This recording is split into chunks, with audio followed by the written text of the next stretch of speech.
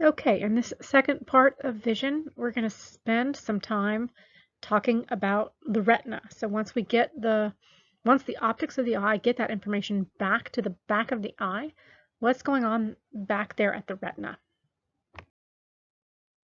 And we're going to start with those photoreceptors, the rods and the cones, and discuss the differences that, if you remember, as we are getting the environmental information and getting that to a proximal stimulus, the receptor processes then really transform that information in such a way that the systems themselves influence how we perceive the world. And the rods and the cones are doing different jobs.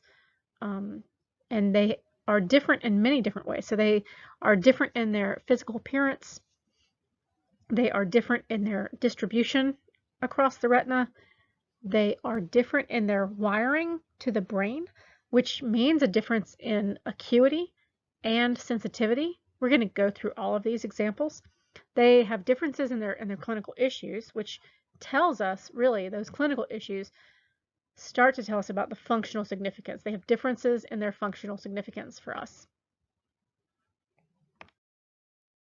So there are differences in appearance. If people are describing them and they say the rods are more rod-like, they look like little rods, and the cones look kind of like cones.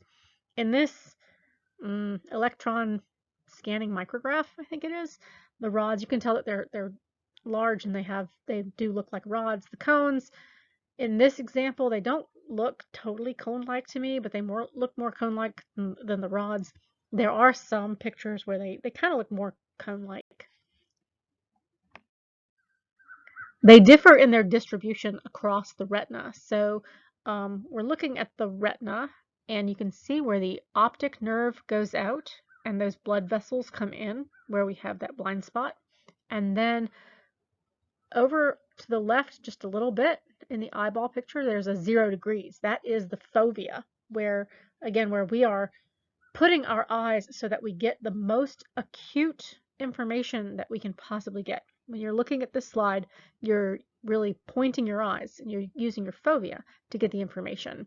And that fovea is filled with cones. So it has about 150,000 cones.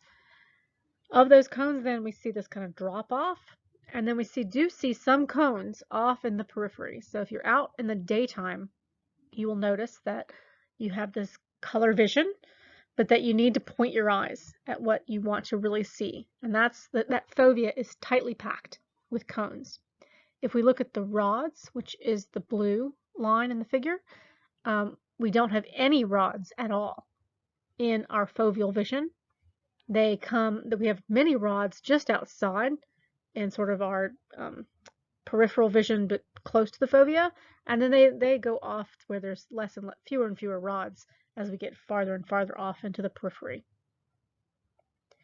What you'll notice, what we'll talk about here, is why that gives the fovea this really sharp vision, and why we have less crisp vision as we move farther and farther out into the periphery. And now we have already talked about as well the blind spot, that the optic nerve coming in and the blood vessels going out mean that there cannot be any photoreceptors there. And so we have a blind spot. If you want to see your blind spot, and I hope that you do, this might feel kind of funny, but you can either print this page and it works, or you can do this with the book. The textbook has a nice picture, which I've taken out of the slides here because it seems like just an extra slide to talk over. But with this picture, you would close your left eye. You would look directly, so you would kind of line up the cross with your right eye, look directly at the X or the fixation, and then either move the screen or move your eye or move the page, depending on whether or not you printed this up. And as you move that towards you, it's about maybe 6 inches away from your face, maybe a little bit closer because this is a small picture. Printing it up on a page, probably about 6 inches away from your face. The mouse is going to disappear. And I'm going to ask what happens with the stripes. I'm hoping this is working for some of you, that some of you actually went and did this, and I'll probably do this on the Monday when we come back, because I like the blind spot demo. It's fun to see, and when people see it, they go, "Oh, that's really cool." But there is this blind spot, and with the stripes, I'm going to go ahead and give it away that the stripes fill in. So not only do we have two eyes, and so the other eye is making up for that blind spot, but even if you close an eye, it doesn't look like you have a blind spot right in the single eye, and the brain is really filling in what appears to be the relevant information, what seems to make the most sense, giving the information that surrounds it. And this is one of those really nice examples of how the receptors influence our perception, but also how the brain fills in, how we have this kind of top-down processing. And I just come back to this slide to say again, so this is the blind spot that we are seeing, and that it is because there are no rods or cones in that space where the optic nerve is going out. We're sending the axons of our retinal ganglion cells. We need to send the information to the brain. We also have blood vessels coming in, so there's this little spot where the eye does not see. The next important piece was the differences in wiring between the rods and the cones. So these photoreceptors, we have about 126 million of them, and they are doing the job of transduction. They are sending their information through bipolar cells that are sending information to retinal ganglion cells. And at both of these levels, really between the photoreceptors and the bipolar cells, and between the bipolar cells and the retinal ganglion cells, there is convergence. So we have 126 million photoreceptors, and they are sending their information to the brain through 1 million retinal ganglion cells. So we see these neurons converge. Many neurons converge, at least, well, you could say 126, but it depends on if you're a rod or a cone and if you're in the fovea or in the periphery. So there's some convergence in the periphery, especially, not so much in the fovea, so that we can send that information to the brain in just 1 million retinal ganglion cells. And here's a quick picture of trying to make this really simple, because instead of 126 million, we have 4 photoreceptors, and instead of 1 million retinal ganglion cells, we have 2 retinal ganglion cells. But we're going to have to see this convergence. And so those photoreceptors, they are receiving the light, doing the transduction, and sending that information to bipolar cells. You can see that between the bipolar cells and the photoreceptors, we have these horizontal cells. And between the bipolar cells and the ganglion cells, retinal ganglion cells, we have amacrine cells. And you can tell that they are doing this kind of crosstalk, that they are perpendicular to in their communication from the photoreceptors to the bipolar cells to the ganglion cells. And we're going to talk about those. So right now, you can kind of ignore the extra horizontal and amacrine cells, and we'll get back to talking about their role in all of this in the next couple of classes. So if you think about how a linear circuit works, a one-to-one kind of circuit, this is how the foveal cones work. So the cones that are in the fovea have a one-to-one communication to the retinal ganglion cells and thus to the brain. So we have this really high acuity. And I'm going to go through some examples of how this works in just a moment. Meanwhile, when we get out to the periphery, there's this convergence that I was talking about before. We have 126 million of these photoreceptors that have to communicate to 1 million retinal ganglion cells. And for the rods, this means a convergence of about 120 rods to 1 retinal ganglion cell. And for the cones that are not in the fovea, this means about 6 cones for every 1 retinal ganglion cell. And what we get with this convergence is a spatial summation, which gives us increased sensitivity to dim light or to low light levels, but a decreased resolution. And again, I'm going to show why we have the acuity with the foveal cones. We have more acuity with these peripheral cones than we do with the rods, because that spatial summation means decreased resolution or lower acuity. Okay, so here are my examples for discussing the wiring and the differences really between the rods and the cones, what that convergence allows for, and then what those linear circuits allow for. So if you look on the left picture, we're looking at 5 rods, right? And I'm just going to go ahead and start with what the pictures are showing now, and then I'm going to go through some hypotheticals for the sake of the explanation. So let's just say there are 5 dim lights out in the environment, and it is causing the rods to fire. And this isn't exactly how this works, so you'll have to ignore that this isn't exactly how this works, but just play the hypothetical game with me here. So these 5 dim lights cause those rods to fire at a unit of 2. So they're sitting on 2 units of activation is what we're going to call that. And that bipolar cell, so the red cell at the bottom, it, let's just say, requires 10 units of activation in order for it to fire and say there's light out there.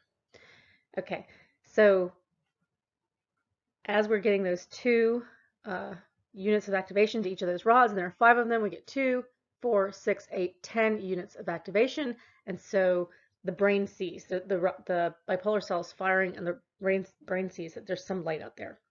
And you can tell that it can't be sure which rods that light is coming from. It's just the bipolar cell is firing and saying there's light out there. We're going to do the same thing over at the right with the cones and their linear circuit. So really what's happening in the fovea. And remember, in the periphery, there is some convergence of the cones, but not as much as the rods. So they're not going to be as sensitive to this dim light. So what's happening with the cones? Again, we're going to pretend, let's just say, that the bipolar cells need 10 units of activation to fire. And we have these dim lights out there, and so each of those cones is sending on 2 units of activation, and so each of those bipolar cells is receiving 2 units of activation, not enough to fire, and so those cones just simply do not see the world out there. The cones are responding, but the information is not going to get to the brain for us to actually perceive this. Okay, let's change the so now we're seeing why the rods have that sensitivity to dim light and the cones do not have the sensitivity to dim light. Now I'm going to change the hypothetical here. Let's just say those lights are brighter and they are sending on, those rods are now communicating and those cones are now communicating at 10 units of activation because we have these 5 bright lights out there. So now we're getting 10, 20, 30, 40, 50 units of activation from the rods to that one bipolar cell because they're converging. That bipolar cell, we haven't discussed this yet of how neural communication occurs, but that bipolar cell is getting more activation, so it's going to fire faster. So it knows that there's a brighter light out there as it's firing faster. It can, quote, see the intensity difference, but it still can't tell where that bright light is. It could be a very bright light over on the right. It could be a bright light that goes across and is a single light and hits all those rods. It could be 5 separate bright lights. It doesn't know. That bipolar cell is simply firing at a faster rate. Now, those cones, the lights over on the right now are hitting the cones, and each of those lights is bright enough so that the cones are sending 10 units of activation, and now we have all 5 of those bipolar cells are getting 10 units of activation, which is their threshold of excitation, let's say. So now those 5 bipolar cells are firing. Okay, and now we can see that there are bright lights out there and that there are 5 separate ones because each of those bipolar cells is going to be represented in the brain. And I'm going to show this with taking off. So if we go through from those lights from left to right and call them 1, 2, 3, 4, 5, let's just say on the left, I turn off lights 3 and 5. And now, so I'm getting 10, 20, and then 30 units of activation. My bipolar cell is firing at a pretty quick rate at 30 units of activation. But again, it doesn't know where those lights are coming from. It could be the left, it could be the right, it could be the middle, it could be a bright light in the middle. It doesn't know. We're going to do the same thing on the right. Those bright lights we're going to turn off, lights 3 and 5.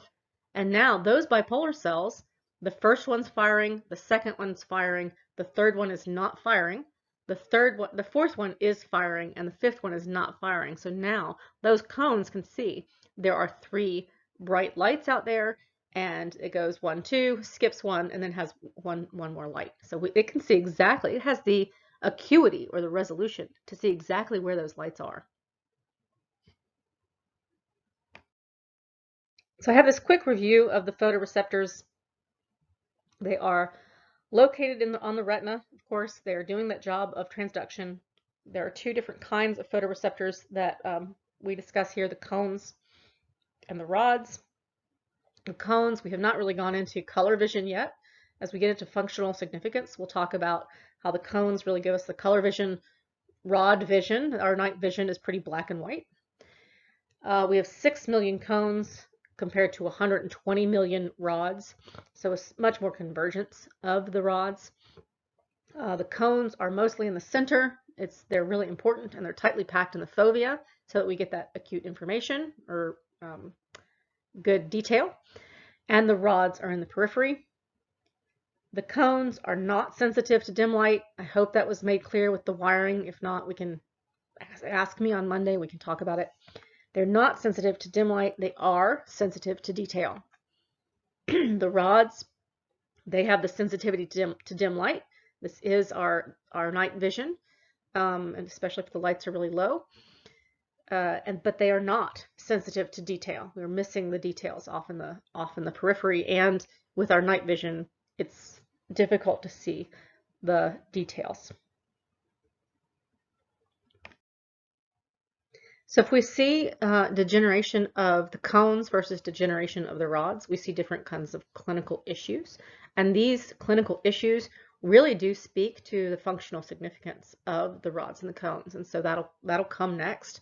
And I'm hoping it all comes together in a way that really makes sense to everyone. So what we see if the cones deteriorate is something called macular degeneration. This typically occurs due to aging. Some people get it very early, but it's pretty rare to get it early.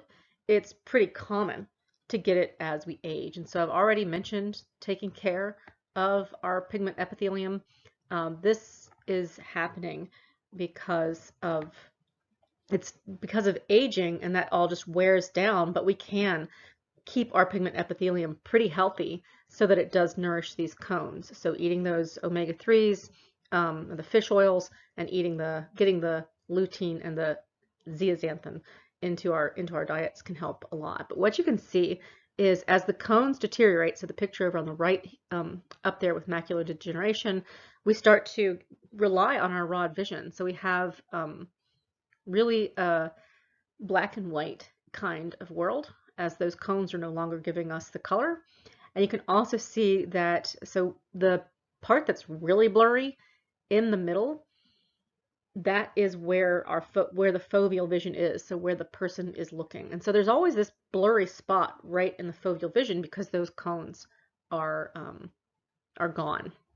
And there's not really the sensitivity to detail that this is really showing. There would still be the aspect of convergence for the rods, and so you're not really getting a crisp, clear view of the world. And the best way to see the world is to kind of point your eyes just to the left or to the right of what you want to see, kind of like you do when you're looking at stars. So if you want to see stars at night, and you have a particular star, you want to kind of look over to the left or right just a little bit so that you get it out of your foveal vision, get it into the periphery where you have that close periphery where you have the most rods. Again, this is pretty typical as we age, but it doesn't necessarily have to be. I'm not sure how much this is more in developed nations versus developing nations. I've only known one person with macular degeneration, and I think she was 85 when she died. And there's no way to take care of it once it's happened. If you start to see it happening, your eye doctor will give you omega-3s. They'll give you vitamins with lutein zeaxanthin in them, and you can slow it down at that point. Retinitis pigmentosa is a genetic disorder, so you either have it or you don't, and there doesn't appear to be much that you can do about it if you do have it. Someone might try doing some health changes, making some changes in their what they eat, but I'm not sure that does much. It is either really severe and you start to see this very young, or it's not so severe. What happens is first the rods degenerate or deteriorate. So we're losing those rods. And what we'll see is sort of the picture on the far right here of the person who has, and it's not just black out there, but it is this just really tunnel vision of, you can see what's really in the fovea because those cones are there, but your peripheral vision is pretty much not very good, and you really can't do anything at night because we're getting that sensitivity to dim light and our ability to see at night from our rods. You really can't see at night at all. So I do have a short story here of my very first time teaching this information was at Midlands Technical College, and I was teaching, some of my students were older, and one of them was the mother of, might have been my second time teaching, one of them was the mother of somebody who had retinitis pigmentosa, and she was not aware of it. And she really told a story on herself here of talking about how her boy would just pick up, she would ask him to pick up his toys, and he would just pick up this little bundle of toys that were right in front of him and not all the toys that were all around. And that was just the first kind of indicator where she was saying, he's just lazy, something's wrong, that he's not doing this, and she would get angry with him. And eventually he complained enough, saying, I can't see them. I don't see them when you're telling me to clean up my toys, and I clean up everything that I see. And so she took him to the eye doctor, and the eye doctor says, he has this problem with his eyes where he really has this tunnel vision and he only sees right in front of him. She said, doctor, he's playing you. She told us that. She said this, doctor, he's playing you. There's no way he has this problem with his eyes. I've never even heard of such a thing. And the doctor named it. It's called retinitis pigmentosa. It is genetic. She didn't know his father anymore, and she was not aware that this was in his genetics. And she did bring him to class one night so he could discuss, I like to have people discuss their experience whenever I can. And it was a night class where it was getting dark, and she had to run out. She said, I don't know where he went, but he can't be out there by himself because he can't see to come back. And so here's a teenager who was never going to drive at night, not sort of have a kind of normal life, because his was pretty severe to not be able to see at night already as a teenager. If it's happening early and it's pretty severe, those people can lose their cones as well, but it really starts with the rods, and oftentimes just ends there, where they do have this really tunnel vision and ability to see that foveal vision, but not very much in the periphery at all, and definitely not seeing at night. The final clinical issue that I'm going to talk about is a detached retina. This is truly environmental. So something comes along and pulls the retina, the rods and the cones, off from that pigment epithelium. And I said the pigment epithelium nourishes the rods and cones, and as we're going to see as we talk about transduction, it allows them to regenerate. So the retina can be reattached with surgery, but if that does not happen quickly enough and those rods and cones have been pulled off from the pigment epithelium, they cannot regenerate and they cannot be used again. So the person is just blind in that part of their vision for that eye that's been pulled off. Okay, I'm going to end here. I thought I was going to get to transduction, but it looks like I want to end right about now to not be long today. I just want to say here, with my not so much a summary slide, to say here, if anything did not make sense to you, really think about asking questions on Monday, or what I end up doing is kind of describing things really similarly. And especially the thing that I have the most questions about, I think almost in the class, throughout the class, it seems like that picture with the wiring, that I try to go through that. Now you can back up and just listen to it again, but if if you feel like you want that explained again, I can certainly do that again. You might also try uh, emailing Connor and seeing if he explains things or describes things in a way that's different enough that does make sense to you, because that is where I have the most questions. That, and with the transduction coming up. So really think about, especially taking notes about where you have questions, so that we can repeat anything that needs to be repeated on Monday.